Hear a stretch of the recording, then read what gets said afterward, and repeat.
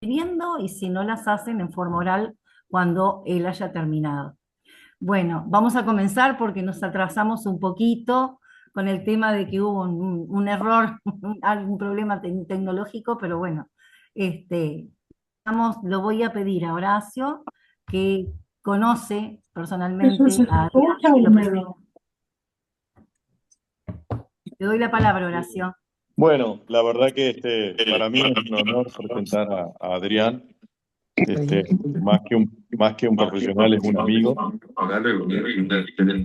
Profesionalmente no le voy a decir nada porque ya está el currículum, pero sí les puedo decir que es una gran persona, una persona que hace 30 años que trabajamos juntos, que sabe muchísimo de aves, que sabe muchísimo de ecología, que sabe muchísimo de todas las cosas que de alguna forma nos interpelan y que a su vez vive en la región, vive ahí en Punta del Este. Entonces creo que nos va a dar una muy buena ¿Qué tantos vecinos? visión del futuro bueno, que tenemos que tratar de lograr entre todos para que ser un país y una región sostenible, ¿no? Sustentable, como lo quieran llamar. Creemos que tenemos un gran desafío en la franja costera por todo lo que implica el desarrollo inmobiliario y bueno, y ese desafío tenemos que ir buscándole la forma de poder desarrollarse en forma sostenible o sustentable, porque en definitiva es lo que todos queremos. Así que no mucho más que eso, Adrián, desde ya, muchísimas gracias en nombre de la Comisión de Vecinos de Ocean Park y de toda la gente que te está escuchando, te va a estar prestando mucha atención porque realmente vale la pena. Bueno, Horacio, muchas gracias por la introducción, por la invitación a todos, a vos y al resto de los miembros de la comisión. Bueno, ya con la primera diapositiva me voy a salir un poco de lo que habíamos acordado porque le cambié un poquito creo que el título a la presentación, pero el contenido va a ser el que hablamos de antemano. Eh, bueno, muy bien. Voy a empezar entonces, a ver qué pasa acá. Ahora sí. Muy rápidamente les voy a comentar un poquito de mis antecedentes, no tanto en la parte más, digamos, profesional y la parte académica. Yo básicamente soy biólogo, trabajo fundamentalmente en el sector privado. Eh, Capaz que si pueden silenciar la gente que está ahí escuchando, si pudieran silenciar, genial. Bueno, no, les decía entonces que yo me manejo en el sector privado, pero también tengo una pata en la academia a través de una vinculación con el Instituto Clemente Estable.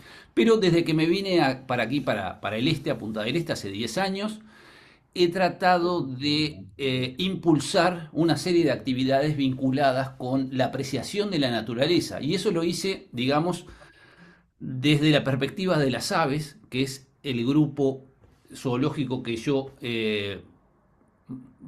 digamos, mayormente domino. Por supuesto que la conservación abarca todos los elementos de la biodiversidad, pero siempre trato de abordar, ya sean los temas de ecoturismo o de conservación, desde la perspectiva de las aves. Después capaz que podemos hablar un poquito más de ese abordaje. Entonces, en estos últimos años, básicamente lo que he tratado de hacer junto con otro equipo de personas a través de esta organización, White Punta del Este, es involucrarme con la capacitación de personas que estén interesadas en conocer el mundo de la observación de aves como producto turístico.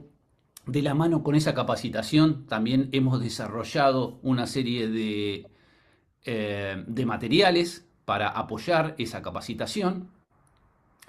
Y luego, digamos, en el área de la conservación, digamos que mi vínculo más importante es con una alianza que se llama la Alianza de las KBA, las Key Biodiversity Areas o áreas clave para la biodiversidad en español, y que ahora en un ratito les voy a comentar también un poquito más de eso. Pero bueno, entremos ya en tema entonces. Primero, comentar, seguramente hay muchos de estos conceptos que muchos de ustedes o la mayoría, tal vez todos, los manejan, pero vamos a hacer un repaso rápido empezando con los valores de la naturaleza, ¿no es cierto? Básicamente, estos valores se dividen en dos: aquellos que conocemos como instrumentales, o sea, aquellos valores que podemos tomar de elementos de la naturaleza, cosas que son útiles a nosotros los humanos. Dentro de esos valores instrumentales hay una subcategoría muy importante que es la de los valores psicológicos, ¿no? Que cómo el contacto con la naturaleza promueve un bienestar psicológico que es tan importante para, básicamente para todo el mundo, porque a veces no nos damos cuenta, pero cuando vamos a la playa estamos de alguna manera haciendo uso de esos valores instrumentales, esos valores psicológicos, ¿no? Pero para otras personas, ahí me incluyo, ni que hablar, en primera fila, y estoy seguro que todos ustedes también, bueno, esos valores son fundamentales. Pero también es importante, digamos, no olvidarnos que hay también una serie de valores intrínsecos que son independientes de la utilidad humana. Hay una serie de valores intrínsecos de la naturaleza que son muy importantes para muchas otras especies, tal vez no para un uso directo por parte de los humanos, pero que, de nuevo, seguramente para todos nosotros son tan importantes como los instrumentales. Evidentemente, este sistema de valores, cómo vemos, cómo percibimos a la naturaleza, varía entre culturas, ¿no es cierto? Y habrá culturas que le dan mayor peso a ciertos valores que a otros. Eso no cabe duda, digamos. Bien, bueno, otra cosa que justamente sobre la cual no hay dudas es sobre el impacto de los humanos sobre los ecosistemas y sobre las poblaciones de especies en general, vegetales, animales, otros tipos de seres vivos. No me voy a detener mucho en todos estos puntos, pero sí mencionar que eso, ¿no? Que no hay duda de que las tasas de extinción actuales de los últimos más o menos 250 años son mucho más altas que las tasas promedio de extinción. Aquí en el esquema de la izquierda podemos ver una línea punteada que muestra las tasas, digamos, normales, si se quiere, de extinción. Todas las especies evolucionan, se generan y tienen una determinada expectativa de vida, por decirlo de alguna manera, en el planeta, ¿no es cierto? Entonces, en base a esa expectativa de vida de las especies, se puede calcular una tasa natural de extinción. Bueno, a partir más o menos de la revolución industrial, las tasas de extinción de animales, sobre todo de muchos vertebrados, bueno, se multiplicaron por muchas veces. Y de hecho, bueno, hay científicos que equiparan las tasas de extinción actuales a otras extinciones masivas que han ocurrido a lo largo de la historia, ¿no es cierto? Algunas, bueno, que han barrido básicamente con la gran mayoría de la biodiversidad a lo largo de los últimos 500 millones de años. Este esquema, bueno, un poco habla de ese uso irracional que hacemos muchas veces de los recursos, ¿no es cierto? Me parece que es muy gráfico en el sentido de que nos muestra de alguna manera representados a cada país con un círculo de un determinado tamaño. Aquí tenemos la referencia aquí abajo de la capacidad de la Tierra de generar recursos y absorber desechos, digamos, vinculados a temas de contaminación, ¿no es cierto? O sea que cualquiera de estos círculos que sea mayor a este círculo de referencia, evidentemente está mostrando un patrón que no es sostenible, bajo estos parámetros. Y bueno, como podemos ver, hay muchísimos países que justamente que muestran entonces deficiencias en este sentido, ¿no es cierto? Muchos países europeos, bueno, tampoco es cuestión de señalar a tal o cual país, pero simplemente sí quería mostrarle el esquema general que nos señala eso, ¿no? La no sostenibilidad bueno, de este, los sistemas productivos y cómo estamos llevando adelante nuestro desarrollo como sociedad, ¿no es cierto?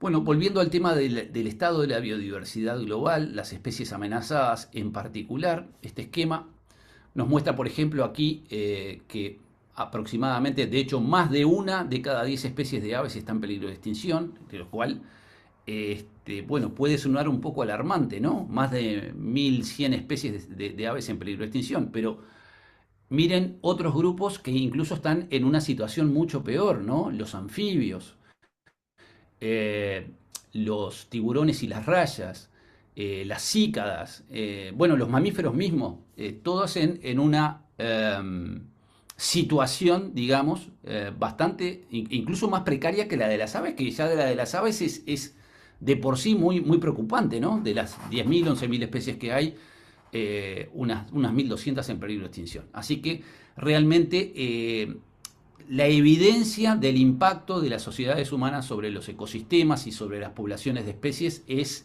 innegable. Bueno, de hecho,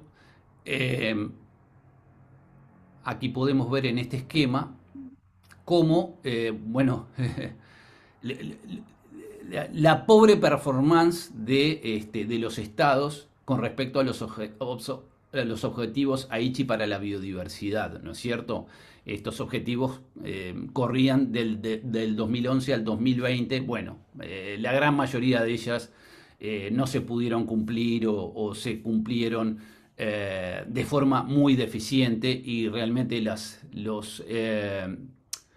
situaciones positivas son realmente muy pocas. Así que bueno, hoy por hoy tenemos otros objetivos de cara al año 2030 y 2050, pero bueno, yo me arriesgo a decir que lamentablemente, ojalá me equivoque, pero no creo que la realidad en 5, 10 o 20 años vaya a ser muy diferente. Ojalá esté equivocado. Bien, entonces, ante esta situación de pérdida de la biodiversidad, bueno, todos estos impactos que estamos generando sobre los ecosistemas, sobre las especies, ¿no es cierto? Bueno, ¿cuáles son las principales estrategias de conservación? Hay una cantidad, no me voy a detener eh, en, en- en todas estas, ¿tá? Simplemente marqué ahí el tema de, bueno, justamente promover la ecoalfabetización, o sea, dar a conocer al público en general la importancia de la naturaleza, ¿tá? De la cual dependemos enteramente, de eso tampoco no hay ninguna duda, aunque mucha gente parece desconocer ese pequeño detalle, ¿no es cierto? Entonces, bueno, eso es justamente lo que tratamos de promover desde Wally Punta del Este, en este caso, en esta parte del país. Y después tenemos como una gran herramienta también, no la única, por supuesto, el tema de las áreas protegidas, ¿no? Tratar de establecer espacios donde la conservación de la biodiversidad sea, digamos, el objetivo principal. ¿Tá? Bueno, entonces en ese sentido, con respecto a las áreas protegidas, una de las primeras cosas que debemos saber es dónde, digamos, poner los recursos que de hecho son bastante finitos, ¿no? Los recursos financieros, económicos para hacer conservación. Eh, Sin duda que hay que tratar que esos pesos, ese dinero, tenga el impacto mayor posible. Y bueno, en ese sentido, aquí es donde juegan un papel importante estas KBA, que después no me quiero extender demasiado porque tampoco quiero que se vaya mucho la hora, pero podemos hablar después de esto. Pero básicamente esta propuesta, esta estrategia y alianza de las KBA, que incluye a muchas organizaciones que trabajan en todas partes del mundo. Lo que busca es identificar aquellos sitios que contribuyen de manera desproporcional a la conservación de la biodiversidad. Entonces tratan de conocer aquellos sitios que son importantes para especies en peligro de extinción o que están en un estado de conservación prístino. Entonces la idea es brindar esa información a los gobiernos para que puedan extender sus redes de áreas protegidas, por ejemplo, y también estar en contacto con el sector privado, ¿tá? Para que, digamos, alertarlos sobre inversiones que ellos vayan a hacer que puedan estar impactando a estos lugares tan frágiles, tan sensibles y tan importantes para la conservación, ¿tá? Y bueno, y les puedo decir que en los últimos 6 meses una grata noticia y un tanto inesperada es que he recibido varias consultas aquí en la región por estar vinculado justamente con el tema de la SCABEA sobre agencias financiadoras que están con la lupa mirando cuáles pueden ser los impactos negativos sobre la biodiversidad y no están para nada interesadas en financiar proyectos que generen que puedan generar problemas, digamos, ¿no? Así que eso, la verdad que ojalá que esa tendencia siga, pero es algo que me ha sorprendido bastante las diversas consultas que me han llegado en los últimos meses. Bien, siguiendo con el tema de las áreas protegidas, y ahora vamos a bajar un poquito más a tierra en un par de minutos, todos estos temas al espacio de Ocean Park, digamos, ¿no? Pero es importante tener en cuenta que hay distintos campos de la biología que nos dan una serie de herramientas, digamos, de reglas o de principios que podemos aplicar justamente en el diseño y en el manejo de las áreas protegidas en sentido amplio, digamos, ¿no? Ahora vamos a hablar un poquito más de eso. Entonces, por un lado tenemos, digamos, toda la teoría vinculada a la biogeografía de islas, que nos dice que evidentemente vamos a poder conservar más especies en un área más grande que en un área más pequeña, ¿tá? A medida que aumenta la superficie de un área protegida, van a ser, esa área protegida va a albergar más especies. Bueno, después cuestiones de aislamiento y de fragmentación. Es mejor tener un área continua que tal vez la misma cantidad de tierra protegida, pero fragmentada. Es mejor siempre tenerla, digamos, en una sola unidad, digamos, ¿no? Bueno, y ni que hablar el tema de los corredores biológicos. Para una cantidad de especies digamos, que no se van a poder mover por el entorno, por fuera de las áreas protegidas, es fundamental tener corredores que permitan conectar las poblaciones de esas especies entre las distintas áreas. Vamos a ver también que hay especies, por ejemplo, en el caso de las aves, algunas de ellas se pueden movilizar entre áreas no conectadas, digamos, ¿no? Pero hay muchas otras especies que no pueden hacerlo.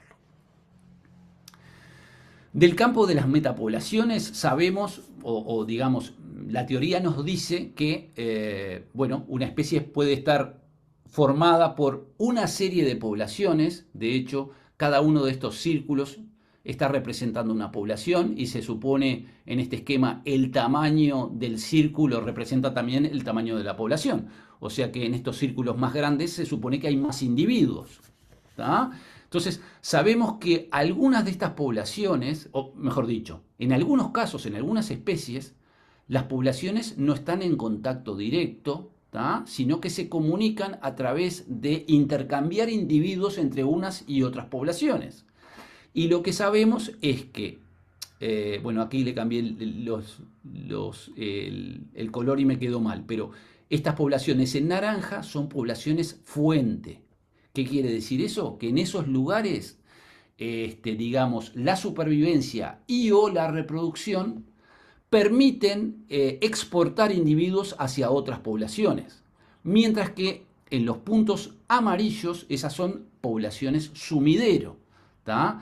Que, digamos, las condiciones justamente para la supervivencia y la reproducción no son tan positivas, y de hecho los individuos que llegan a esos lugares tienden a, bueno, no les va tan bien, digamos, que en las poblaciones sumidero. Muchas veces estas poblaciones en amarillo pueden desaparecer, pueden apagarse, a veces transitoriamente y a veces de forma definitiva. De la genética de la conservación, otra regla, digamos, otro principio importante es que evidentemente una población que tiene más individuos, como esta que vemos aquí a la izquierda, va a tener más posibilidades de persistir a lo largo del tiempo, a mediano y a largo plazo, que una población que esté conformada por menos individuos. ¿Tá? Bueno, justamente hay una serie de características, digamos, que definen a las distintas especies, a las poblaciones de especies, que las hacen más propensas a la extinción. ¿Tá? Bueno, hay una cantidad, vamos a mencionar algunas. Recién hablábamos del tamaño poblacional. Si es grande, o mejor dicho, si es pequeño, bueno, hay más riesgo de extinción. Si la especie está representada por muchos individuos, evidentemente ese riesgo de extinción disminuye. ¿Tá? Bueno, ni que hablar la especialización ecológica. Si un ave, un mamífero, cualquier otro animal o planta está muy especializado y esos requerimientos o ese lugar donde habita desaparece, bueno, no va a tener posibilidades de adaptarse seguramente a otros ambientes, por más parecidos que sean al original. Bueno, la fecundidad reducida, ¿no es cierto? Se da en muchos mamíferos, en muchas aves también, que ponen pocos huevos o tienen pocas crías. Evidentemente eso también, bueno, actúa en contra, ¿no? Y a favor de ese riesgo de extinción, lamentablemente. Bien, entonces tenemos todas esas herramientas y, digamos, principios y reglas que nos brindan distintas ramas o campos de la biología, y las podemos utilizar esas reglas para hacer un análisis de lo que puede ser una región, una zona en particular. En este caso, la zona de Ocean Park y las áreas aledañas. Estamos hablando más o menos tal vez de unas entre 1000 y 2000 hectáreas, si nos limitamos básicamente a Ocean Park y a Chihuahua. ¿Tá? Entonces, un aspecto interesante de este análisis, en el caso de estos sitios, es bueno, tratar de interpretar y entender cuáles pueden ser los corredores, ¿tá? Que de alguna manera estén funcionando para ese tránsito de fauna, ¿no es cierto? Podríamos hablar que debido a la huella urbana a lo largo de la costa, es muy probable que muchas de las poblaciones que encontramos en estos lugares sean poblaciones sumidero. Es probable que allí la reproducción o la supervivencia no sean, digamos, no estén en niveles tan positivos como en otros lugares menos desarrollados. Entonces, por eso es importante mantener los corredores, porque de alguna manera, bueno, eso va a posibilitar que la fauna, por un lado, llegue al lugar y por otro lado que se mantenga también, ¿no? Si ya hay, por ejemplo, por mencionar un ejemplo, que sé que hay avistajes, ha habido registros de guasubiraes ahí en la zona de Ocean Park. Evidentemente el espacio verde que hay allí seguramente no es suficiente para mantener una población sostenible a lo largo del tiempo, a mediano y largo plazo. Pero si hay corredores que permiten una conexión genética y la llegada de otros individuos, bueno, evidentemente eso va a tener un impacto positivo en esa supervivencia a largo plazo. Así que, sin duda que los corredores como la Sierra de la Ballena, el Arroyo Potrero, la franja costera, ¿no? Sobre todo viniendo desde el oeste, todos esos son corredores importantes para esta zona. Por otro lado, viéndolos desde la otra perspectiva, el otro componente son las barreras, ¿no es cierto? Y en ese sentido, la ruta interbalnearia, bueno, justamente es muy posible que sea, bueno, casi que con certeza es la barrera más importante que debe afrontar la fauna, sobre todo la fauna no voladora, caminadora, digamos, ¿no? Las aves se arreglan un poco más, no es que la ruta no impacte, pero bueno, digamos que en otros grupos es donde impacta más. Y ahora en un ratito voy a volver sobre este tema. Pero en definitiva tenemos una zona balnearia con una cantidad de espacios verdes y una huella urbana que, como sabemos, se sigue expandiendo y sigue aumentando y no hay nada que señale que eso vaya a cambiar en el mediano plazo, ¿no? En el corto plazo, en el mediano plazo. Entonces, bueno, este es un esquema que yo a veces utilizo en charlas vinculadas a la producción, donde mi objetivo es justamente buscar esquemas que compatibilicen, en este caso, la conservación de la biodiversidad en contextos productivos. Pero este mismo análisis lo podemos utilizar para el caso de Ocean Park, de Chihuahua, en el sentido de que podríamos básicamente reemplazar lo que es producción por urbanismo, ¿no? Que evidentemente también tiene impactos sobre la biodiversidad. Entonces, en la situación de la izquierda tenemos una serie de áreas en verde donde en principio son positivas, digamos, son refugios para la fauna, para la flora. Y después hay un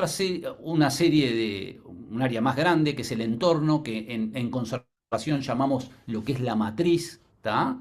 Que evidentemente en ese color naranja, en este esquema de la izquierda, nos está diciendo que no es demasiada amigable, digamos, con la biodiversidad.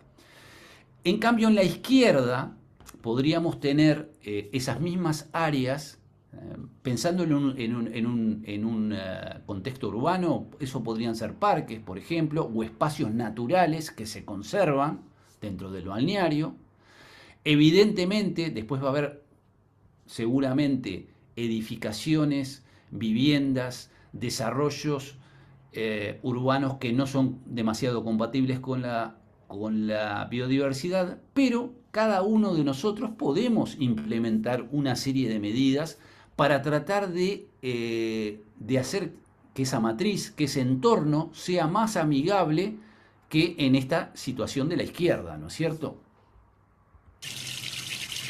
Entonces, ¿qué cosas podemos hacer? Bueno, les voy a mencionar algunas que seguramente ya muchos de ustedes implementan en sus jardines, en sus espacios. Tal vez algunas otras no sean tan conocidas. Tal vez una de las más populares es este tema de la vegetación nativa, ¿no es cierto? Evidentemente, si nosotros ofrecemos recursos naturales en este caso a la fauna, evidentemente vamos a poder estar generando entornos y refugios para una cantidad de especies. Acá puse el ejemplo de un lugar muy cerca de allí, que es en el complejo de Solanas, donde hicimos un proyecto justamente de alguna manera revalorizar todo el tema de la biodiversidad, en particular el tema de las aves. Ellos tenían un espacio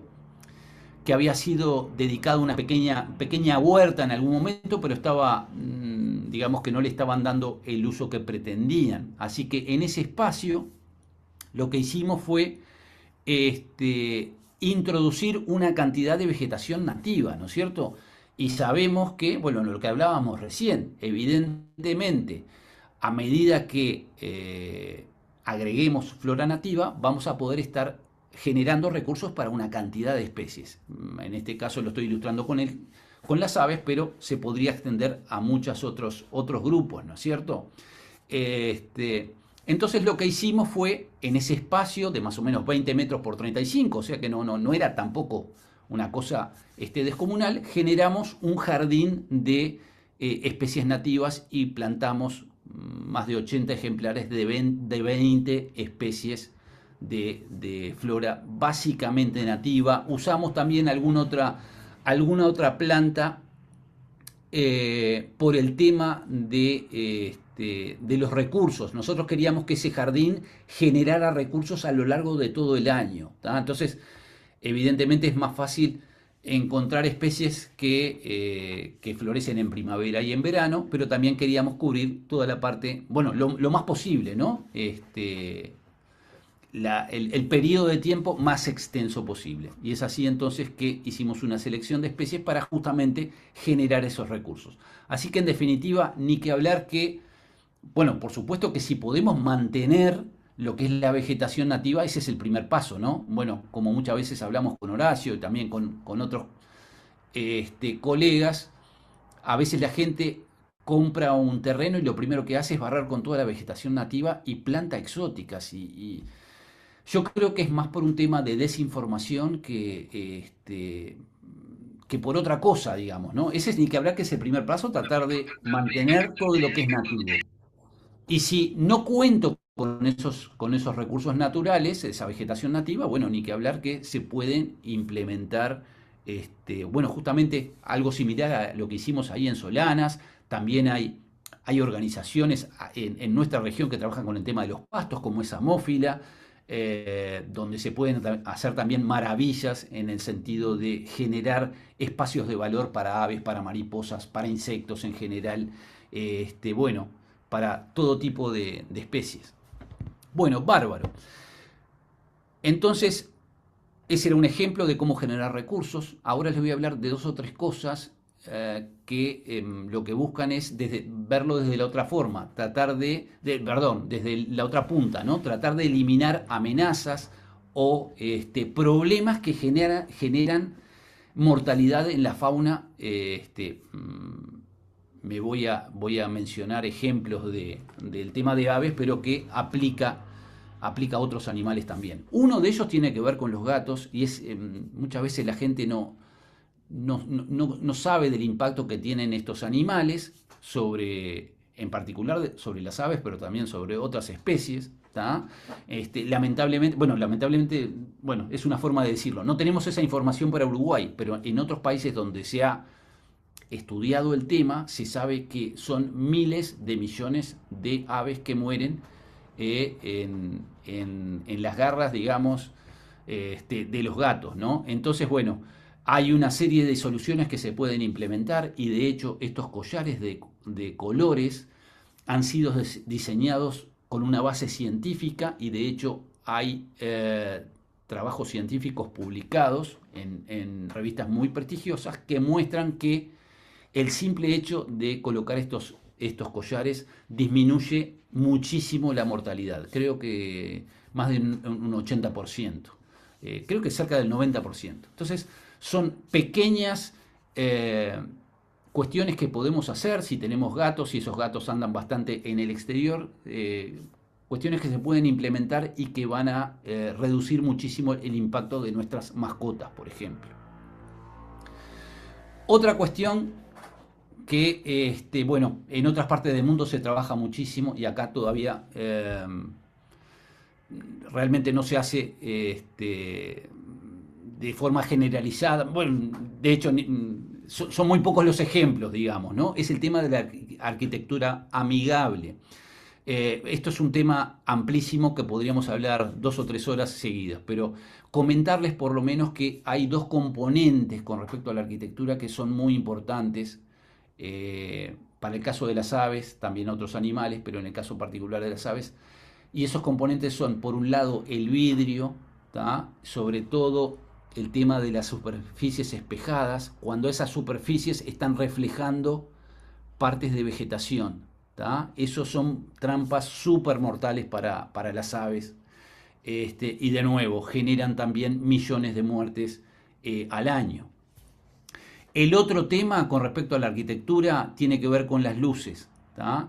Y en este caso, bueno, hay hay estudios también que muestran que las luces o la iluminación incorrecta también generan una mortalidad altísima de aves y de otras especies, ¿tá? Y al igual, así como teníamos la opción de esos collares para los gatos, hay muchísima ciencia detrás de estudios de estos del impacto de la iluminación sobre las aves y sobre otros animales, y hay, digamos, manuales de buenas prácticas de cómo, básicamente, qué tipos de luces evitar y qué tipo de diseños evitar para justamente no impactar a estos animales, ¿no? De hecho, en distintas partes del mundo, en las épocas en que las aves están migrando, hay ciudades que tienen políticas en que durante varios días en el mes o en la semana se apagan las luces justamente para no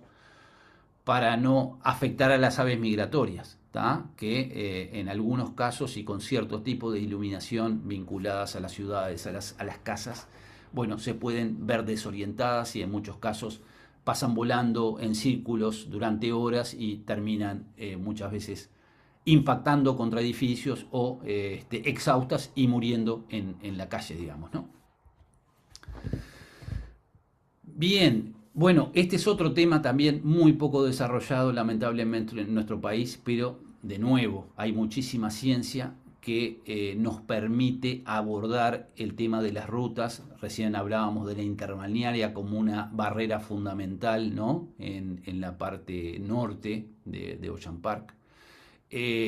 Bueno, comentarles eso, ¿no? Que hay muchísima literatura, muchísima información científica para diseñar todo tipo de corredores para todo tipo de fauna.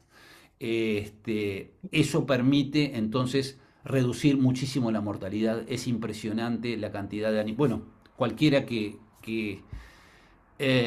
conduzca a través de las rutas de nuestros países o de cualquier parte del mundo, bueno, va a poder ver la evidencia a lo largo de las carreteras, ¿no es cierto?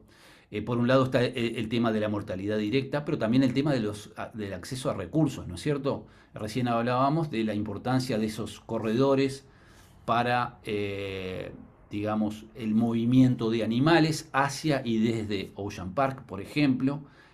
La posibilidad de acceder, por ejemplo, a parejas durante la época reproductiva, a recursos alimenticios que pueden ser estacionales y que pueden estar en uno u otro lado a uno u otro lado de la carretera. Bueno, y ni que hablar que la conectividad genética también, ¿no? Vinculado a, bueno, a las cuestiones que hablábamos hace un ratito de metapoblaciones y de poblaciones pequeñas versus poblaciones grandes.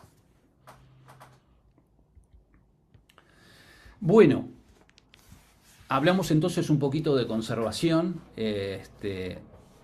aplicando o ejemplificando con situaciones esas reglas vinculadas a Ocean Park. Y ahora entonces en la última parte voy a hablar un poquito del tema de las aves y empiezo con esta linda frase de Darwin, que la tenemos en una de nuestras mini guías, que dice que, bueno, durante su estadía en Maldonado, bueno, le presté particular atención a los mamíferos y a las aves. De estas últimas encontré, dentro de una distancia propia de una caminata matinal, no menos de 80 especies, de las cuales muchas eran extremadamente hermosas. Y bueno, lo dijo Darwin cuando estuvo en Maldonado, así que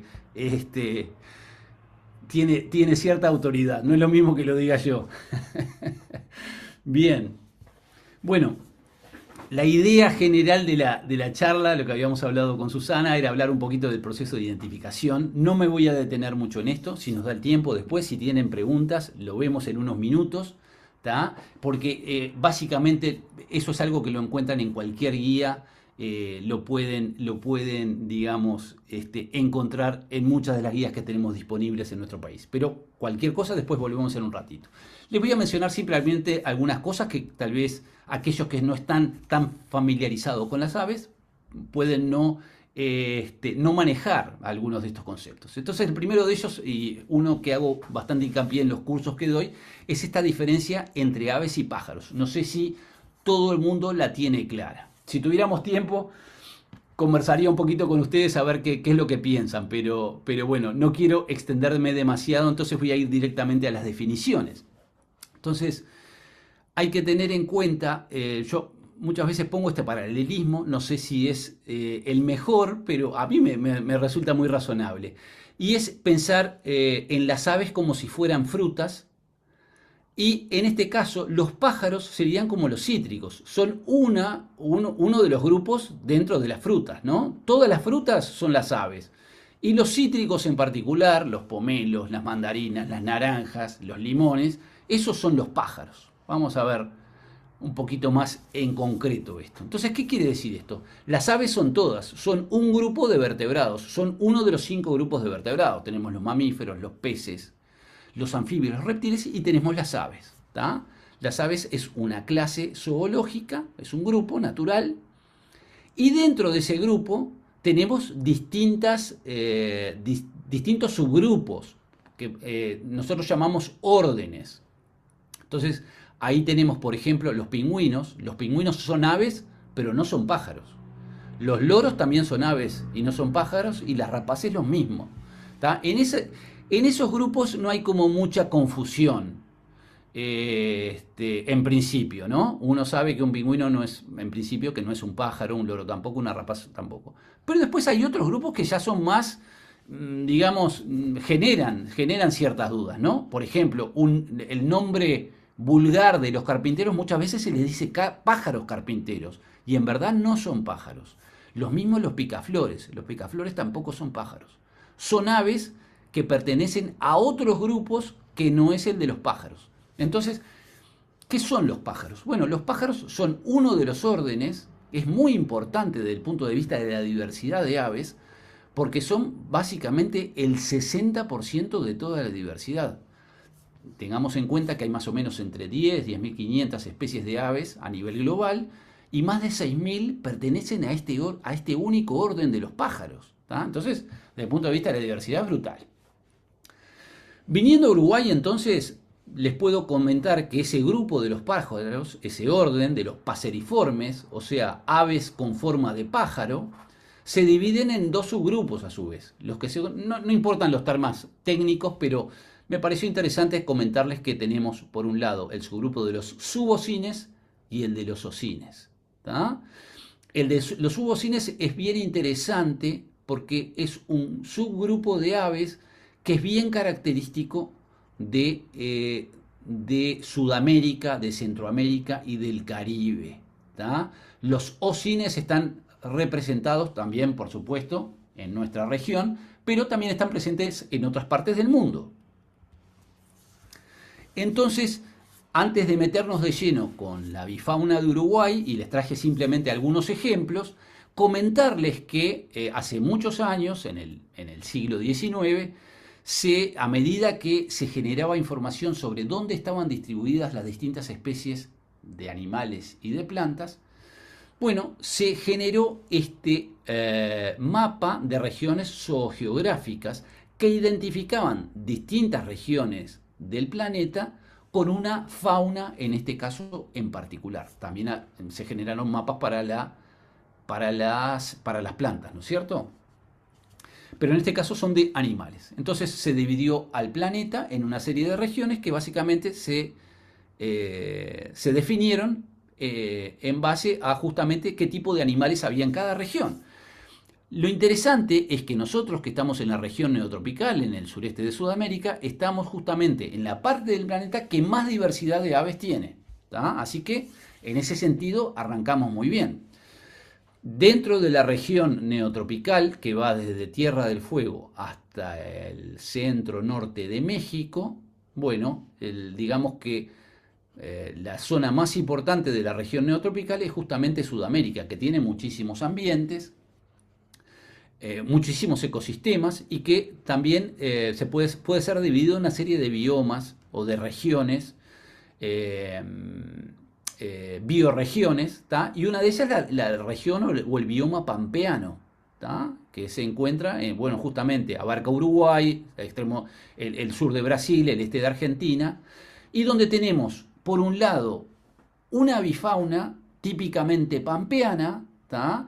Pero después tenemos otros elementos de otros biomas, otros ecosistemas que hay en la región y que enriquecen nuestra bifauna. Vamos a ver un poquito más en detalle ese mapa de aquí. Entonces tenemos, por un lado, en Uruguay tenemos los pastizales como vegetación típica de la región pampeana, del bioma pampeano, ¿tá? Entonces tenemos una cantidad de especies de aves asociadas a ellos. De vuelta, ahora estoy hablando de aves, pero esto también aplica para otras especies, animales y vegetales.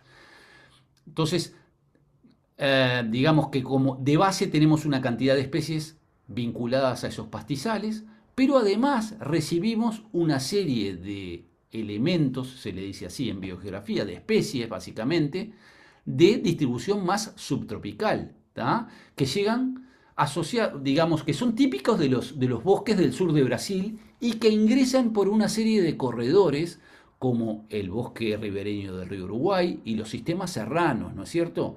Este en particular, el de la Cuchilla Grande, es de gran relevancia para nosotros que estamos en Maldonado, porque justamente permite la llegada de una cantidad de especies subtropicales prácticamente que hasta Punta Ballena.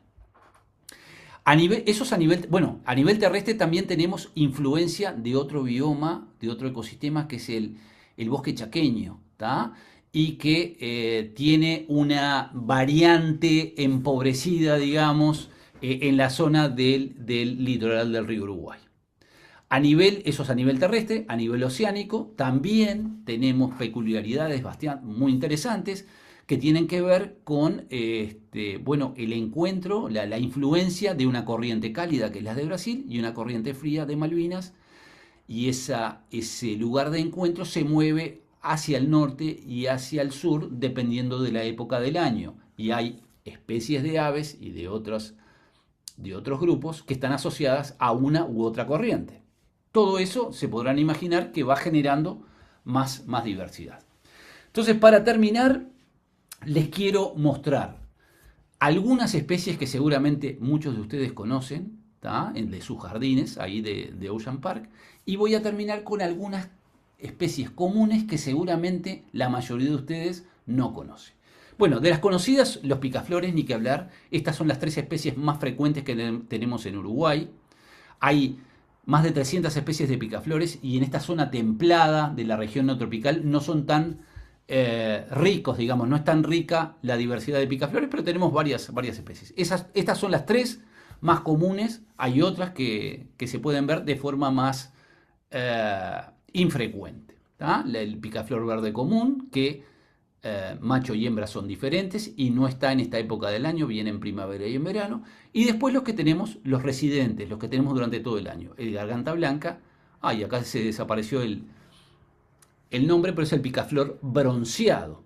Comentarles 2 cosas de los picaflores, 2 cosas interesantes. Una tiene que ver con el plumaje. Miren cómo cambia la coloración según el ángulo de incidencia de la luz. Los picaflores tienen, es justamente esa iridiscencia en el plumaje que es fantástica, que es espectacular, y que no depende directamente de pigmentos, sino que tiene que ver con la estructura de las plumas.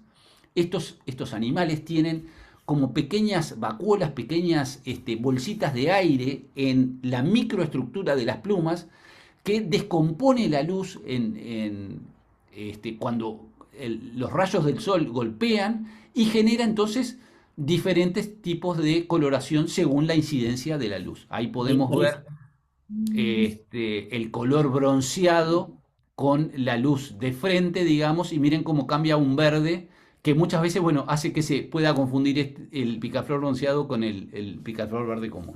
Otra cosa interesante, otro detalle interesante para comentarles de los picaflores, miren cómo es la morfología de la lengua.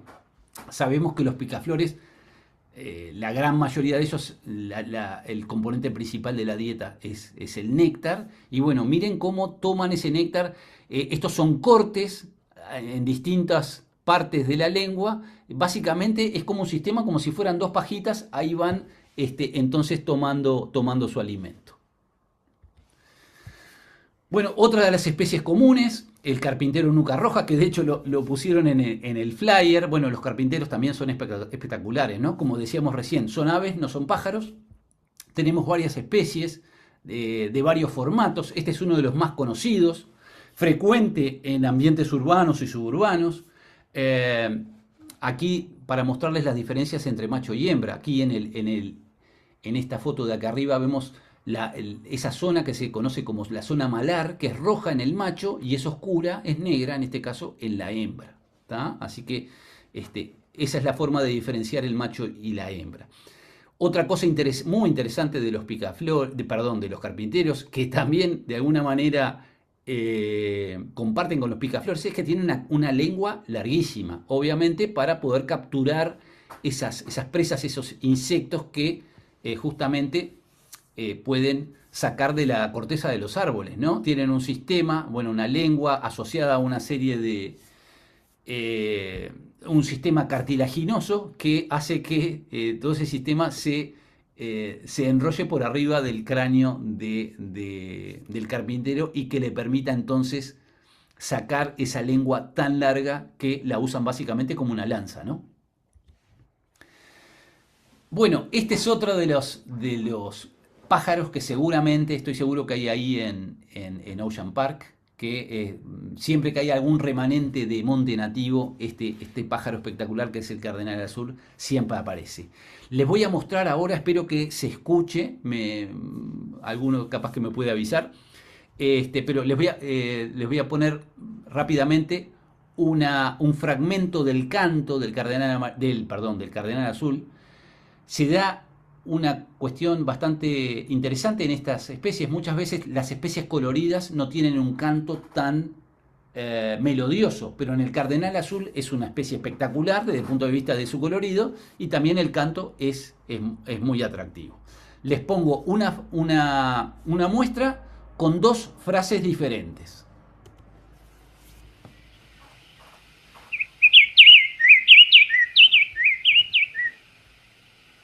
Espero que se escuche.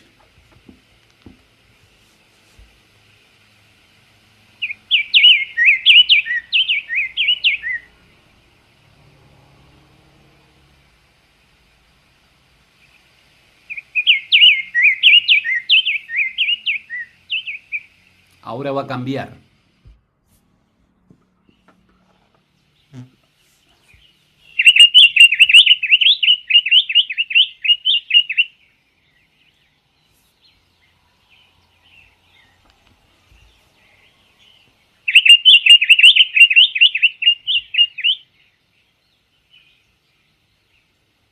Muy bien. Bueno, a ver.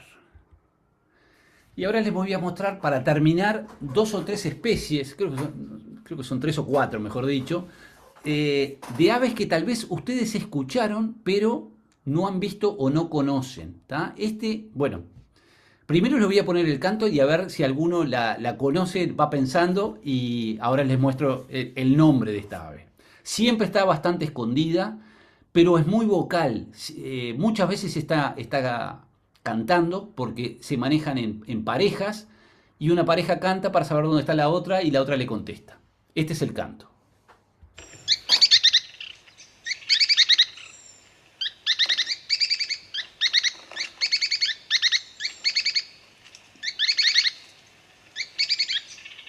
¿Vieron cómo canta una y el otro le contesta, no? Bueno, esta es una ave muy común, pero muchas veces, mucha gente no la conoce, ¿no? Es el pijuí o chiclí. Un ave, ya les digo, de la familia del hornero, generalmente oculta dentro de los matorrales, pero siempre vocalizando. Otra ave súper común y que la gente no conoce, muchas veces no conoce, pero tal vez si se presta un poco de atención se puede escuchar su canto. Acá se los paso.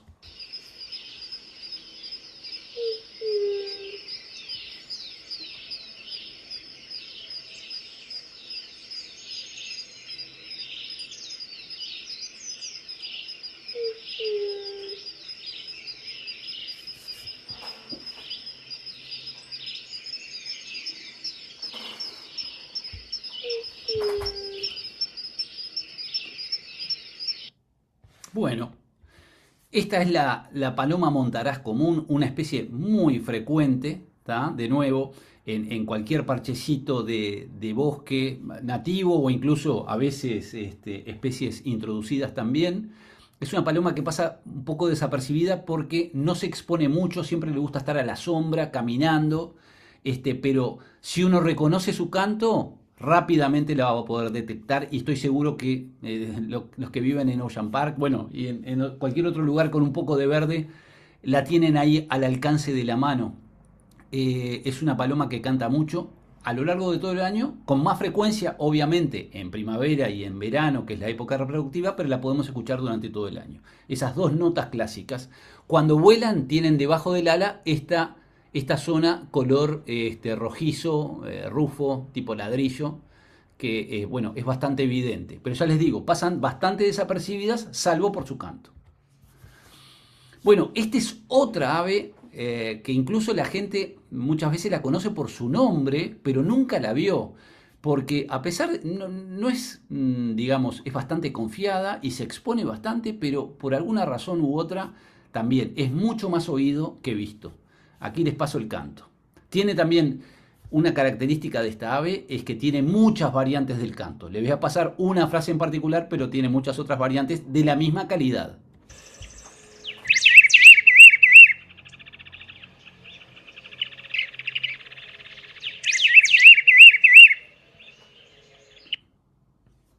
Bueno, capaz que alguno lo conoce, acá les pongo el nombre, a ver si le pegaron.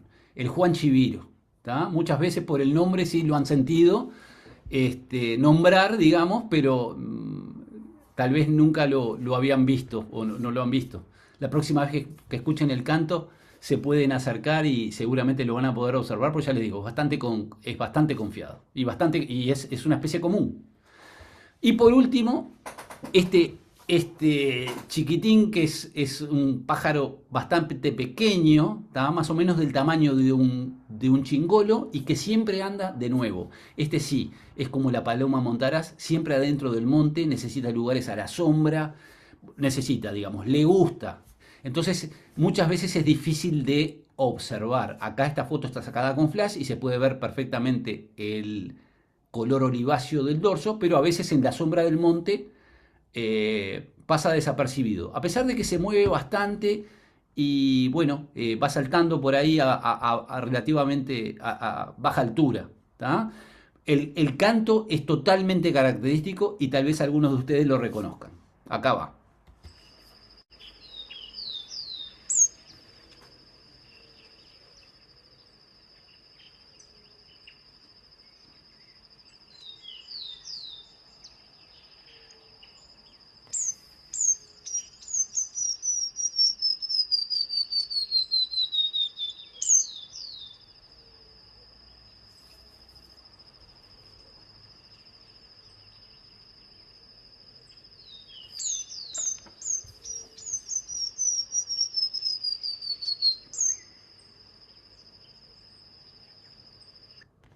Bueno, un canto totalmente descendente y que no se parece a ninguna otra ave, a ninguno de los cantos de nuestras aves nativas. Así que se los quería pasar porque seguramente lo tengan por ahí y bueno, aunque no lo puedan ver, lo van a poder disfrutar de alguna manera a través de su canto. Bueno, esa era la última.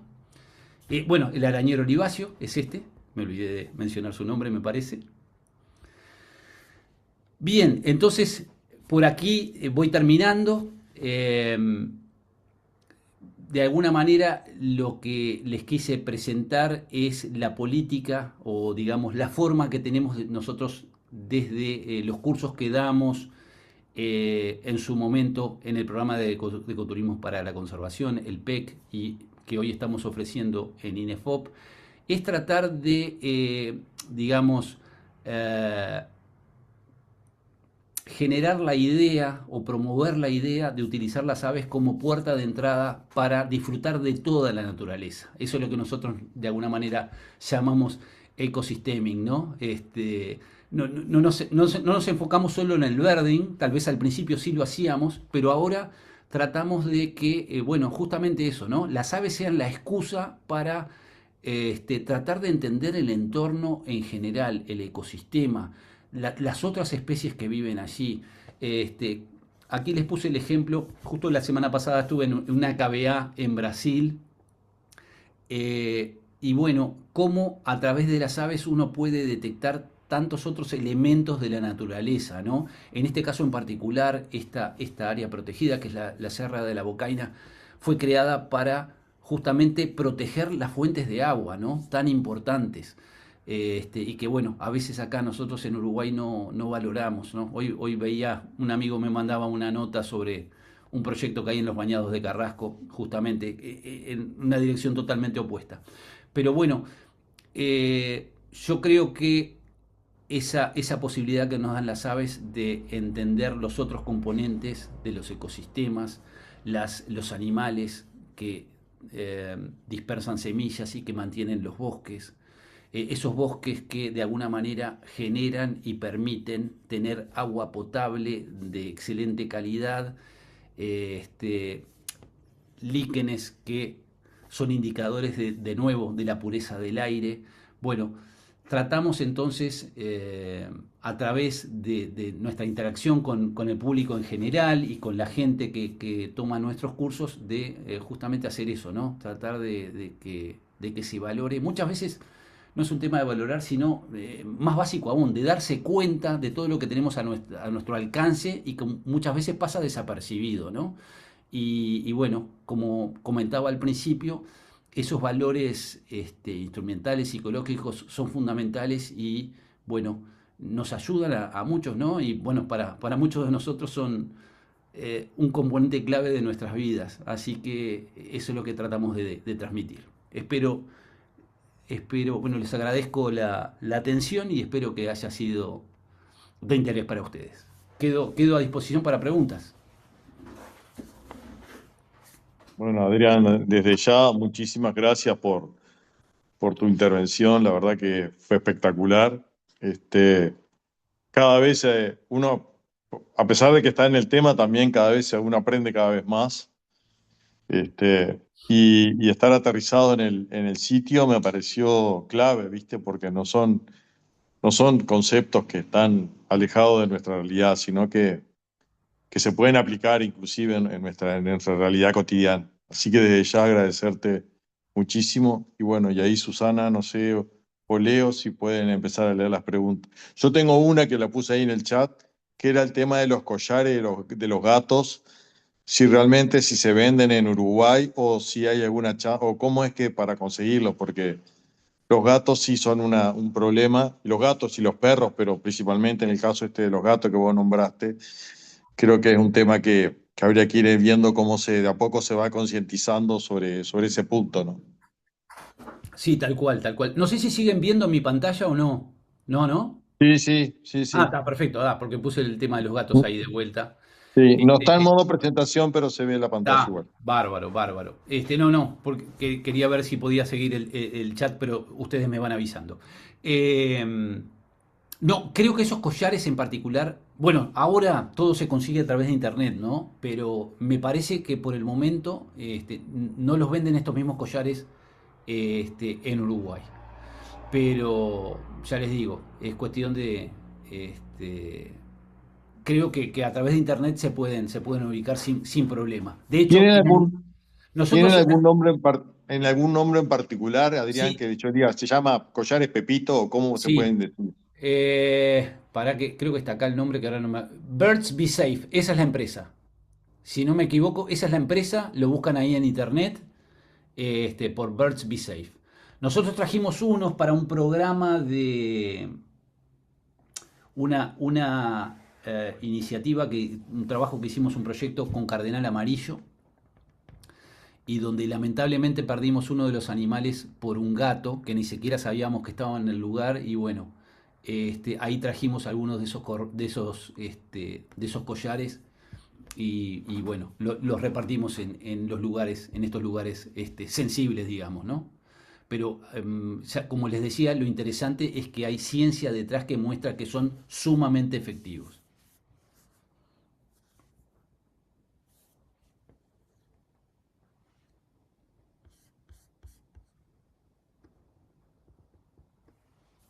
Bueno, yo no estoy mirando el chat ahora, pero no sé si hay alguna otra pregunta. Hay varias felicitaciones, agradecimientos y Mariano pregunta cómo podemos recuperar el observatorio de aves que hay en el humedal cerca de El Potrero. Esa es una buena pregunta. Horacio me ha consultado alguna vez sobre eso. Eh, yo, digamos, una vez estuve en ese observatorio, digamos, la limitante que yo le veía es que no hay un espacio de agua libre, digamos, de vegetación en el lugar donde estaba ubicado. Entonces, eso dificulta un poco la observación o, digamos, no facilita, digamos, ¿tá? Porque si hubiera algún cuerpo de agua libre de vegetación es más fácil observar las aves, ¿no? Entonces, por eso muchas veces esos observatorios justamente se ubican frente a lagunas o espacios un poco más abiertos. Habría que ver, tal vez, si están evaluando cambiarlo de lugar, capaz que buscar un lugar un sitio donde esté un poco más despejado, donde puedan bajar las aves y sea más fácil para observarlas, digamos, ¿no? Silvana dice, hola a todos, además me imagina tener fondos para poder hacerlo. ¿Qué más se necesita que se ponga en práctica los túneles, los cruces ecológicos en nuestras rutas? Y gracias por la excelente charla. Sí, sí, sí, ni que hablar de vuelta. Yo no pude entrar en todos los detalles, ¿no? Pero todo lo que tiene que ver con la ecología de rutas está muy estudiado en otros países, ¿tá? Y hay muchísimas estructuras que se pueden implementar. Obviamente que tienen su costo, eh, pero bueno, digamos que en algún momento va a haber que hacerlo, ¿tá? Nosotros lamentablemente venimos siempre atrasados, pero en muchos lugares los están implementando con excelentes resultados. Leía la otra vez un artículo que las colisiones con animales, no me acuerdo si era solo en Estados Unidos o Estados Unidos y Canadá, generaban 80.000 millones de dólares en daños, ya sea por los daños a los vehículos, los gastos en hospital por los accidentes, 80.000 millones de dólares. Entonces, imagínense si no valdrá la pena invertir. Obviamente estas estructuras no son baratas, pero si uno contrapone los pros y las contras, sin duda que todos salimos ganando, ¿no? No solo los humanos, sino también, por supuesto, los animales. Y son también, de vuelta, como el tema de los collares, son sumamente eficientes. Eso también está comprobado. Preguntan cómo pueden acceder a tus cursos. Una cosita que me quedó pendiente, vinculado con esto de los corredores, es muy importante también, yo lo veo acá en Punta del Este, cómo cada vez más se utilizan esas mallas para rodear las viviendas, ¿no es cierto? Y los jardines, ¿no? Y eso lamentablemente de alguna manera afecta la conectividad. Entonces, el que tenga posibilidad tal vez de hacer un cerramiento donde los espacios sean más amplios y que permitan el pasaje de la fauna, bueno, eso es una es una forma muy positiva de poder contribuir, ¿no es cierto?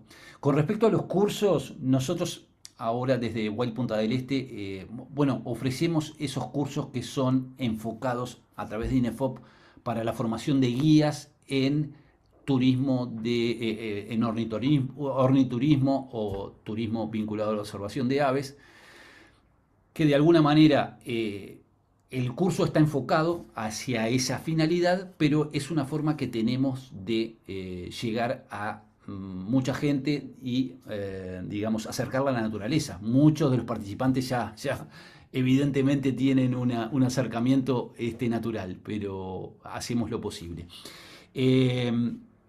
Sé que hay llamados, no tengo bien toda esa información, pero hay llamados periódicos para que la gente se anote a través de INEFOP. Por ejemplo, ahora vamos a iniciar un curso para Maldonado la semana que viene, pero constantemente, ese curso ya está cerrado, pero constantemente se están abriendo ese curso se repite, ¿tá? Este año, en esta segunda parte, vamos a tener un grupo en Maldonado, otro en Rocha y uno en La Valleja, si no me equivoco. y ya les digo, el año que viene se van a abrir nuevos grupos, así que por lo general en cada semestre tenemos al menos uno o dos grupos abiertos donde la gente se puede anotar. Y en el caso de los participantes es sin costo para ellos. Preguntan también si se le puede dar agua con azúcar a los colibríes. Esa era una diapositiva que había puesto, pero después tuve que sacar algunas porque percibí que se iba a ir muy largo. Se le puede dar agua con azúcar a los colibríes. El que quiera hacerlo, lo mejor es utilizar el azúcar blanca, ¿tá? Refinada, esa es la mejor. Mira, Lo que siempre yo comento es que hay que ser muy responsables con el tema del agua azucarada, ¿tá? Primero que hay que tener una limpieza muy rigurosa de los recipientes para no generar problemas a los picaflores, ¿no es cierto? Con temas de bacterias y de hongos, ¿tá? Eso por un lado, la higiene. Por otro lado, hay un tema de que hay especies migratorias de estos picaflores. Hay que tener en cuenta que, por ejemplo, si vengo a Ocean Park durante enero y febrero y después me voy y lleno de bebederos durante esa época y de un día para otro saco ese recurso, bueno, le puedo estar generando alguna complicación a los individuos que estaban llegando a esos bebederos, ¿no? Entonces, se puede hacer, mucha gente lo hace. Yo en particular recomiendo, es mucho, digamos, mucho más seguro, si se quiere, entre comillas, poner plantas nativas con flores. Entonces, es más natural y, digamos, no genera una dependencia que pueda producir algún inconveniente a los picaflores, ¿no? Así que esa podría ser una recomendación. dicen que tu guía de aves es una de las mejores, que cuando la vas a reeditar. Bueno, gracias. Espero poder hacerlo. La verdad que no, ya hace tiempo que vengo con esa idea. Muchas veces comento que necesito tiempo porque la voy a cambiar totalmente, radicalmente. O sea, no radicalmente, pero sí va a cambiar en su formato y en su contenido y necesito tiempo para poder desarrollarla. Espero la guía, o sea, mi guía ahora está agotada, así que capaz que en una de esas, con un poco de suerte, capaz que el año que viene la puedo sacar. Ojalá que sí. Bien, los invitamos a todos a dejar su opinión en el formulario que compartimos en el chat y también si quieren sumarse a un grupo de WhatsApp donde estamos poniendo las convocatorias de estas charlas ambientales que está organizando la Asociación de Vecinos de Ocean Park y la Subcomisión de Gestión Ambiental. Ahí tienen los datos. También preguntan si el aeropuerto afecta mucho a las aves de Ocean Park.